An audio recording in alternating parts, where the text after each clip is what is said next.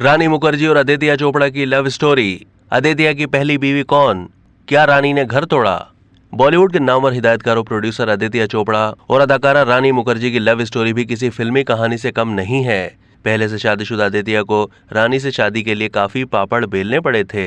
भारतीय media reports के मुताबिक शाहरुख खान की सुपरहिट फिल्म कुछ कुछ होता है उसने रानी मुखर्जी की प्रोफेशनल और निजी जिंदगी बदल दी थी। इस फिल्म में रानी मुखर्जी ने शाहरुख खान की बीवी टीना का किरदार निभाया था। रिपोर्ट्स में दावे किए गए हैं कि आदित्य चोपड़ा ने ही इस किरदार के लिए हिदायतकार करण जौहर को रानी मुखर्जी का नाम तजवीज किया था। 1996 में फिल्म राजा की आएगी बारात से बॉलीवुड में कदम रखने वाली रानी मुखर्जी को पहली बार देखते ही आदित्य चोपड़ा उनके दीवाने हो गए थे, या फिर ये कहना भी गलत नहीं होगा कि उन्हें अदाकारा से पहली नजर में ही प्यार हो गया था। करण जौहर टीना के किरदार के लिए अदाकारा की तलाश में थे, तब आदित्य ने रानी का नाम तजवीज किया तो करण जौहर उन्हें कास्ट करने से हिचकिचा रहे थे, मगर आदित्य चोपड़ा के कहने पर उन्होंने रानी को कास्ट कर लिया। फिर आदित्य और रानी के दरमियान राब्ता भी कायम हुआ और धीरे धीरे दोस्ती हो गई। रिपोर्ट्स के मुताबिक आदित्य चोपड़ा एक बार रानी मुखर्जी के घर चले गए और अदाकारा के वालिदैन से उन्हें अपने साथ बाहर ले जाने की इजाजत मांगी।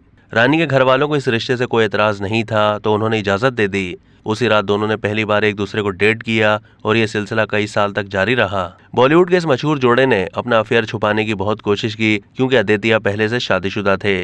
आदित्य चोपड़ा और रानी मुखर्जी ने कई साल एक दूसरे को डेट करने के बाद मिलाकर 21 अप्रैल 2014 को इटली में शादी की तो सब लोग हैरान हो गए, क्योंकि इससे पहले रानी मुखर्जी आदित्य के साथ अफेयर की तरदीद करती थीं, तहम वो उन्हें अपना दोस्त जरूर मानती थीं। शादी में ताखीर की वजह आदित्य की पहली बीवी से अलहदगी थी।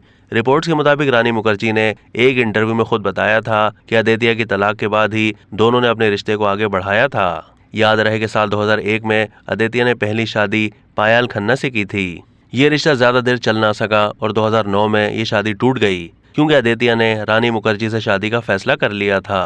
आदित्य की तलाक के बाद मीडिया में रानी मुखर्जी को घर तोड़ने वाली औरत कहा गया।